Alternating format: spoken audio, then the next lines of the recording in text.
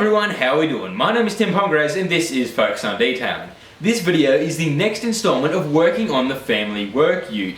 This upload is going to be all about paint decontamination. That sounded a lot cooler in my head.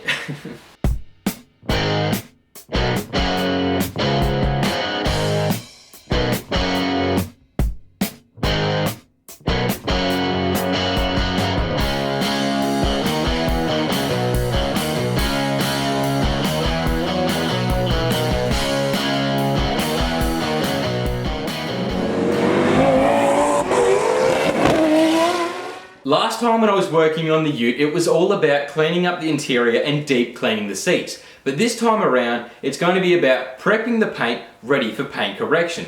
This includes doing a strip wash, the 2-bucket wash, chemical decontamination using the clay bar, and obviously drying the car. It's ideal to go straight from the decontamination stage to the correction stage, but in my case it's going to be a little bit different because I'm in no rush, and I believe I'll be able to get more out of it information wise by splitting up the videos. Keeping this one all about prepping the paint, and the next upload is going to be all about correction and protection. There's different ways of going about this and obviously different products that you can use. There's businesses out there that are slapping products that I'm using here today together to save time. For example, there's Concourse Purifier that is a clay bar lubricant as well as a chemical decontamination product. All I'm saying is, I'm sure you can give me lots of examples on different products that you can use, and by all means, let me know in the comment section, as it could be helpful for anyone else that's keen to give this a try. But here today, this is just how I go about it. I think that'll do for the introduction. Let's just get straight into it. As you can tell, this ute is a little hard done by. It sits out with no shade, and this Mildura weather is not friendly to paintwork. It's dry and covered in a really stuck-on dirty film. Your average wash isn't going to be removing this, but for the most part, the decontamination stage will hopefully be disposing of a lot of that mess on the surface, with both what you can see and can't. I'm doing this a little differently. Usually I'd start with the wheels and work from there, but today, like I said, is simply all about the paint, as I've been keen to see if I can restore it. The rest will be getting a touchless wash, but nothing like the paintwork. What needs to be done firstly is filling up my foam cannon with warm water and the usual amount of soap. I'm using Bowden's Own Snow Job, but it's going to be topped off with that all-purpose cleaner. That will be acting as a light stripping agent, hence the name Strip Wash. It'll likely get rid of any existing waxes, but in this case I think the ute is pretty bare, but it's still required for a deeper clean. While I smother the car in foam, I use a very soft brush with yet again that same cleaner to spray into the tight spots like around the badges, vents and grills, giving them a cheeky bit of agitation to loosen the embedded grime so it can be removed with a little more ease when it comes to rinsing it all off. Now bring on the 2-bucket wash. I've been over this several times, but one bucket is full of plain water and the other is the same except it has your soap in it. I guess it's a bit of a given with these ones, as one says rinse and the other one says wash. Can't stuff that up. Now it's better to have a soap that doesn't really have any added waxes and whatnot, just plain straight wash, as we're trying to remove all those existing waxes. Every so often, or when the mitt gets really dirty, I dunk it in the rinse bucket before then putting it through the wash bucket. You'll soon see why it's important to have those 2 buckets. The ute was so bad I actually had to go over it twice as I was picking up so much gunk. Wipe, rinse and repeat.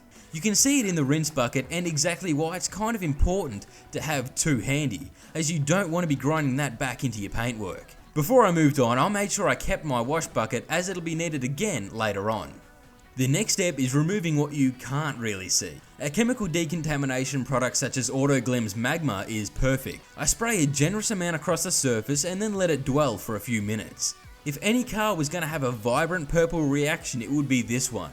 Plain white paint that's covered in contaminants. That purple that you see is the iron particles reacting with the product. It's loosening it all up so it can be easily rinsed off. When it came around to rinsing it off, it's important to make sure that you're quite thorough, as you don't want this product drying anywhere, as it's going to probably create more work than when you started. Haven't seen it before, but it will likely create some nasty stains. What needs to happen now is to clay the ute.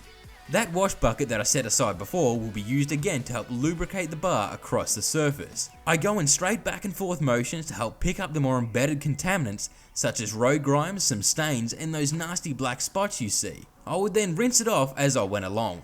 The paint will start off grippy, some spots may be more than others, but I'd just keep going until it was clean and slick.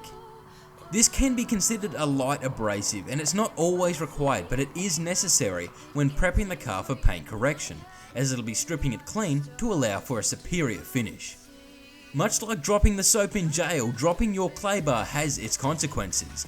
Quite simply, if you do drop it on the ground, throw it out. Don't want to be rubbing dirt onto your car. This is a heavier grade clay bar as the ute is so dirty. You'll figure out with your own car what's needed, fine, medium or heavy.